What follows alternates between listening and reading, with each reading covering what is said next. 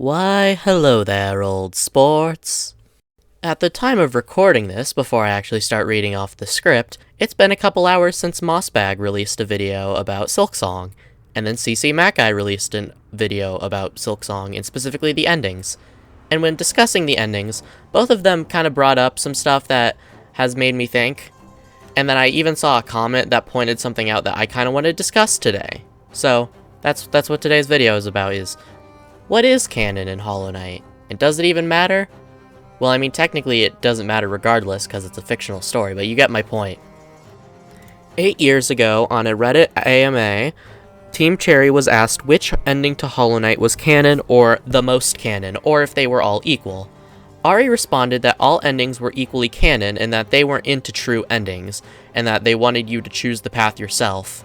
William responded as well, kind of reinforcing the whole, we want people to make their own story and not be constricted by the canon of whatever happens. Ari also added on to that and said that they'll try to make sure to account for all of the endings in any future Hollow Knight content. Now, as I said in the beginning there, that response was made 8 years ago. At the time of recording, 8 years ago was 2017. And if you also don't remember, Godmaster was released in 2018. And the reason I specifically point out Godmaster is because that DLC was the one that added 2 new endings to Hollow Knight.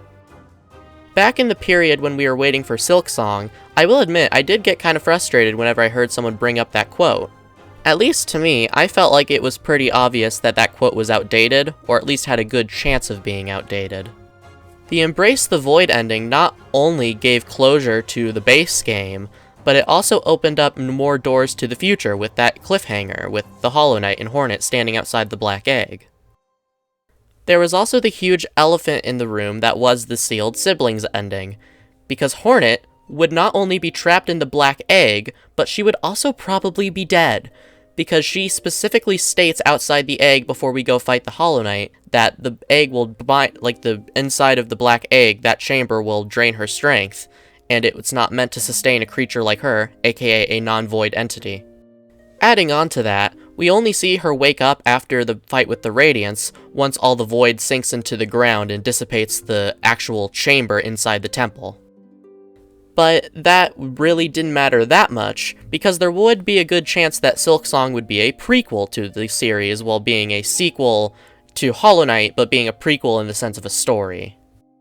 But I knew in the back of my mind that if they went to the effort of setting up a cliffhanger ending with the Hollow Knight and Hornet outside the Black Egg, they were going to probably follow up on it eventually. So regardless of if Hollow Knight Silksong was a sequel or a prequel, we would learn more about what the quote-unquote canon ending of Hollow Knight was. Then Silksong came out and people didn't learn anything.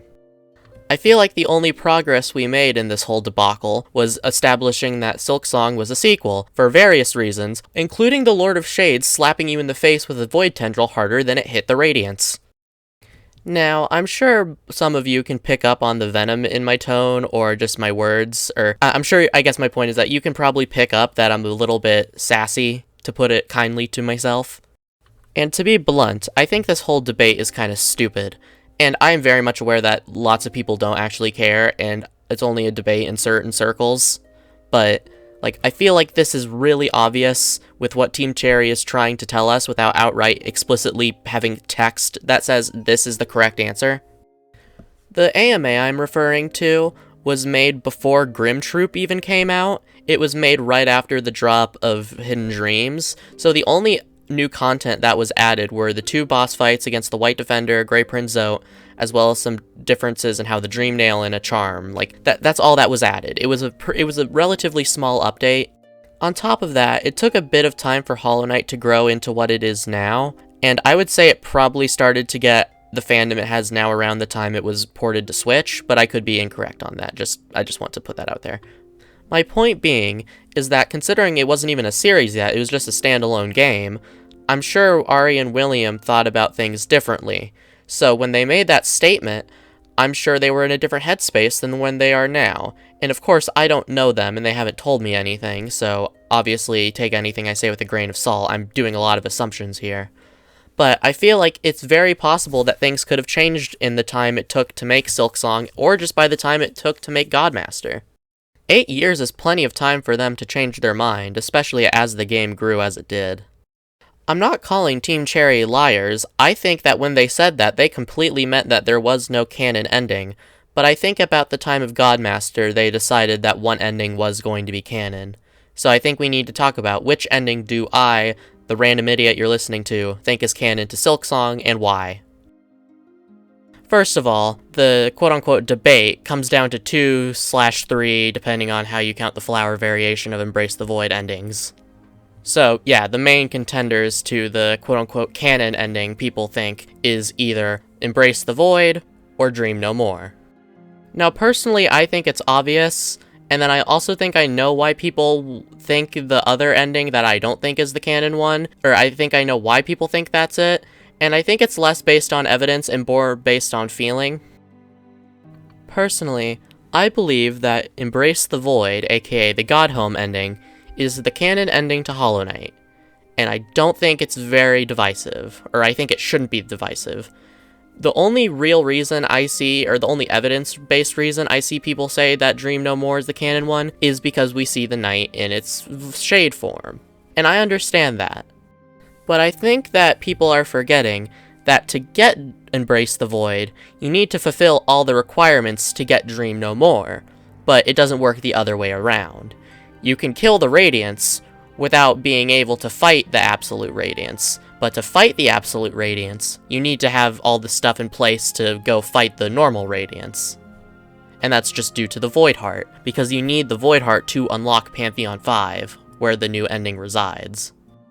I also feel like the reason that we see the Knight in its Shade form rather than Shade Lord form is just due to trying to simplify things a little bit, because to the average player, they might not recognize the Lord of Shades, but they will recognize the Knight. So might as well go with the one that more people are going to recognize, and since it shows the Shade Lord's form for a split second, I think what it's trying to convey there is that the Knight is showing itself as this form for Hornet, so Hornet recognizes who this is, because Hornet wouldn't recognize the Shade Lord, but she would recognize the Knight and its Shade form. I'd also like to point out that the only shades we see are the Knight's Shade and the shades of the siblings. We do not, in fact, see the Hollow Knight's shade. And if I feel like saying, like, oh, it's just, we don't see it. I feel like that's kind of a dumb excuse, because they would have shown the Hollow Knight's shade if it was important for us to see, even if it was just in the background. No, what I think happened is that the Hollow Knight is still alive, as shown in the Embrace the Void ending, hence we don't see it in the Sea of Void with the rest of the siblings. Again, I'd also like to state that just as that you need the Void Heart to actually unlock Pantheon 5, I feel like it would be more reasonable to assume that the Knight could transform into its smaller form from its big form, rather than it saying it's like, oh, well, it can transform into this big form from the small form.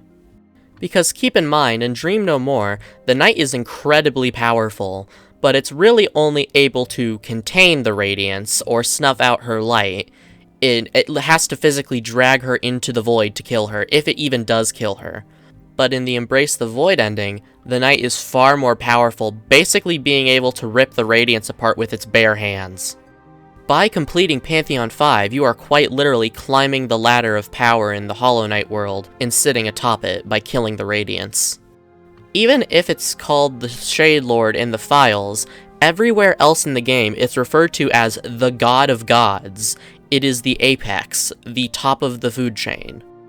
And I think that's partially due to the fact it's Void, and Void is always shown as just this primal, primordial force of destruction. It doesn't care who or what you are, get too close and you will be consumed by the darkness.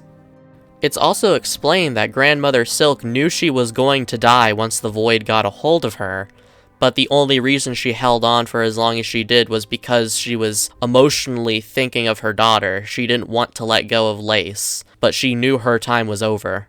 So I guess my point here is that if the Knight is powerful enough to kill multiple different gods, it can probably shrink down in size to look more familiar to its sister. That's I guess what I'm saying.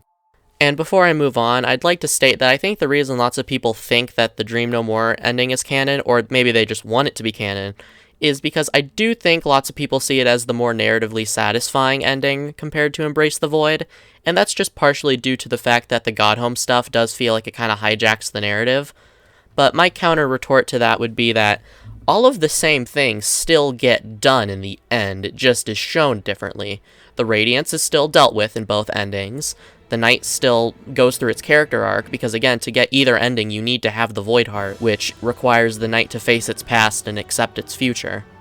And then on top of that, it also unites with its siblings. The only difference is that after the Pantheon of the Knight, it's shown in that little cutscene where the Void answers the Radiance's call, and it's implied the Hollow Knight is left behind, as shown in the ending cutscene. I guess in conclusion, my whole point with this video is that sticking so strictly to a statement that was made 8 years ago, when so many things were different, is kind of foolish, in a sense. I don't know how to say it without sounding rude. If you look further in that specific Reddit thread, people ask if the Hornet DLC will take place in new or different areas, and Team Cherry answers that it will take place in some new areas, some old areas, but as seen in Silksong, it takes place entirely in new areas. And that's okay, because things have changed. They weren't lying, they just changed their mind, and they didn't want to explain that because that would be spoiling things. And I guess some of my frustration towards how people are discussing the endings just comes down to the fact that I feel like instead of looking at what we have right here and right now, people are looking back at the past and trying to mold the present around what was said in the past instead of just accepting things how they are and adding it in interpreting things around it instead of trying to make the current stuff fit into the old stuff when the old stuff might be outdated. I feel like seeing the Shade Lord for a split second there, as well as looking at the context of the rest of the game, kind of gives you all the answers you need. Embrace the Void is the canon ending. Or at least I feel like that's the one that's so heavily implied, without Team Cherry having the Knight grow a mouth and say, "Hello, Hornet, it is I, your sibling. I killed the Radiance, I ascended through Godhome, and then I turned into a giant 8-eyed monster and slashed her apart with my hand talons. Okay, bye!" I feel like in some indie game stories, some people are just so hesitant to give out answers because people have seen how lucrative making a story a mystery can be, but then I feel like they forget that to have a satisfying story, you need to give answers, so when they see other stories actually give answers, they feel like it's too easy, and they feel like they have to overthink things. And I hope this isn't coming across as promoting anti-intellectualism, or however you say that, because I think thinking about things is good, and examining things is good. I just think people are thinking a tiny bit too hard, and they're trying to justify things that they want instead of looking at the evidence. They're trying to use the evidence to fit their theory, instead of shaping a theory around the evidence, and I feel like all the evidence points towards Embrace the Void being canon, and I feel like some people are trying to shape the evidence into working for Dream No More. But I could be wrong, I could be projecting, I could be coping, who knows? Even if I don't think it's necessarily correct, I really like CC Mackey's interpretation that maybe some endings in Silksong are canon due to certain endings in Hollow Knight. I think that's a really cool and creative idea, even if I don't necessarily agree with it. Personally, my view is that Embrace the Void is the canon ending to Hollow Knight, and Sister of the Void is the canon ending to Silksong, at least until DLC comes out.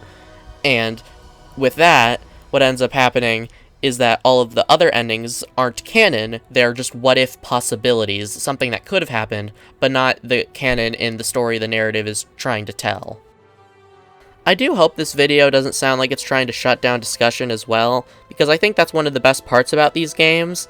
I just feel like this is kind of coming back to the whole Hornet is Void thing, where there is a very obvious correct answer, and some people just will not accept it. But maybe I'm just being stupid, who knows. If I'm wrong, I will eat crow, but I'm very sure that I'm correct for now. And if DLC comes out, and it's shown that they changed their mind again, then that's also fine. Because until the story is explicitly ended by Team Cherry, I feel like things can change, and because something else I think is important to keep in mind is that Team Cherry has stated that they don't want people taking their words and examining them too much when trying to figure out the canon of the games. They said they prefer to let the game speak for themselves, and again, the game is speaking and saying, hey, Embrace the Void is the correct ending, while we have an out-of-date statement that Team Cherry has said themselves to take with a grain of salt. Which one do you prefer? I don't know. Anyways, if you enjoyed this video, please like, comment, and subscribe. Maybe hype the video if you like, because that's a new feature on mobile. All that good stuff. I'd like to thank my Patreon supporters, Sven Biscuit and Skill Issue. And I guess that's all I have to say for now. So, everyone have a good day, I guess. Thank you for watching. Goodbye.